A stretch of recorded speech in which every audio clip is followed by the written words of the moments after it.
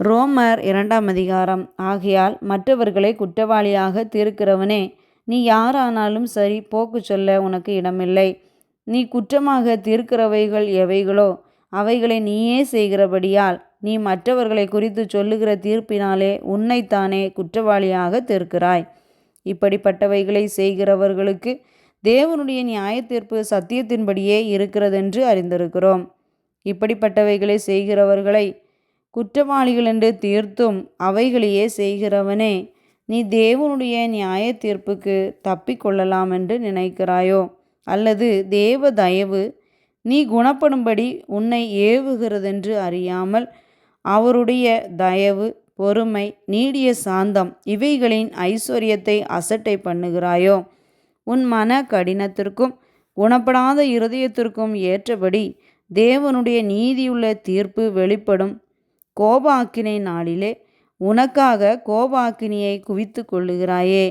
தேவன் அவனவனுடைய கிரியைகளுக்கு தக்கதாய் அவனவனுக்கு பலன் அளிப்பார். சோர்ந்து போகாமல் நற்கிரியைகளை செய்து மகிமையும் கனத்தையும் அழியாமையும் தேடுகிறவர்களுக்கு நித்திய ஜீவனை அளிப்பார்.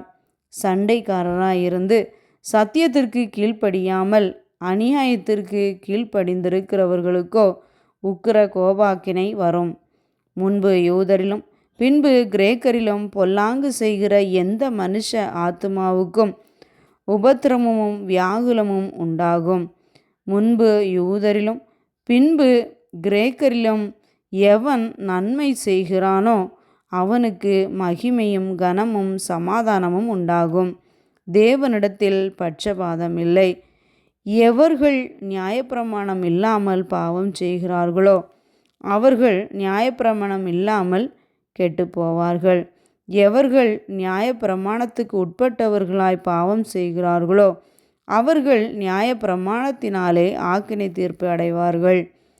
நியாயப்பிரமாணத்தை கேட்கிறவர்கள் தேவனுக்கு முன்பாக நீதிமான்கள் அல்ல, நியாயப்பிரமாணத்தின்படி செய்கிறவர்களே நீதிமான்களாக்கப்படுவார்கள். அன்றியும் நியாயப்பிரமாணம் இல்லாத புறஜாதிகள் சுபாவமாய் நியாயப்பிரமாணத்தின்படி செய்கிறபோது நியாயப்பிரமாணம் இல்லாத அவர்கள் தங்களுக்கு தாங்களே நியாயப்பிரமாணமாய் இருக்கிறார்கள். அவர்களுடைய மனசாட்சியும் கூட சாட்சியிடுகிறதினாலும் குற்றம் உண்டு குற்றமில்லை என்று அவர்களுடைய சிந்தனைகள் ஒன்றையொன்று தீர்க்கிறதினாலும் நியாயப்பிரமாணத்திற்கு ஏற்ற கிரியை தங்கள் இருதயங்களில் எழுதியிருக்கிறதென்று காண்பிக்கிறார்கள். என் சுவிசேஷத்தின்படியே தேவன் இயேசு கிறிஸ்துவை கொண்டு மனுஷருடைய அந்தரங்கங்களை குறித்து நியாய தீர்ப்பு கொடுக்கும் நாளிலே இது விளங்கும்.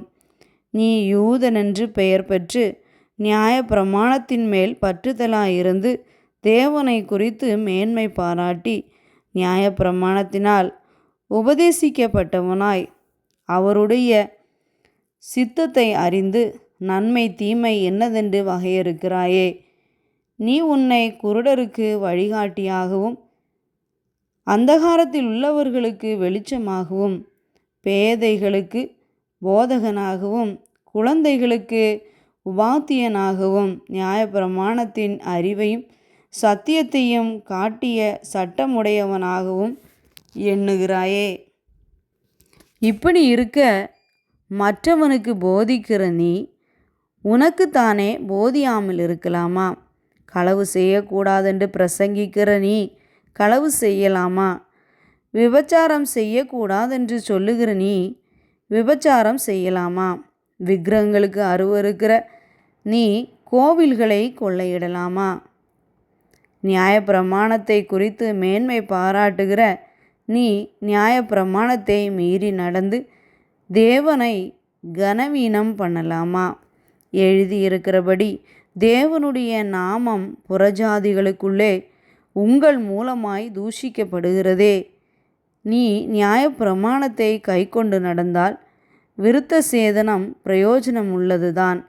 நீ நியாயப்பிரமாணத்தை மீறி நடந்தால் உன் விருத்த சேதனம் இல்லாமையாயிற்றே. மேலும் விருத்த சேதனம் இல்லாதவன் நியாயப்பிரமாணத்துக்கு ஏற்ற நீதிகளை கைக்கொண்டால் அவனுடைய விருத்த சேதனம் இல்லாமை விருத்த சேதனம் என்றெண்ணப்படும் அல்லவா? சுபாவத்தின்படி விருத்த சேதனம் இல்லாதவனாயிருந்தும் நியாயப்பிரமாணத்தை நிறைவேற்றுகிறவனாயிருந்தால் அவன் வேத எழுத்தும் விருத்த சேதனமும் உள்ளவனாயிருந்தும் நியாயப்பிரமாணத்தை மீறுகிற உன்னை குற்றப்படுத்துவான் அல்லவா?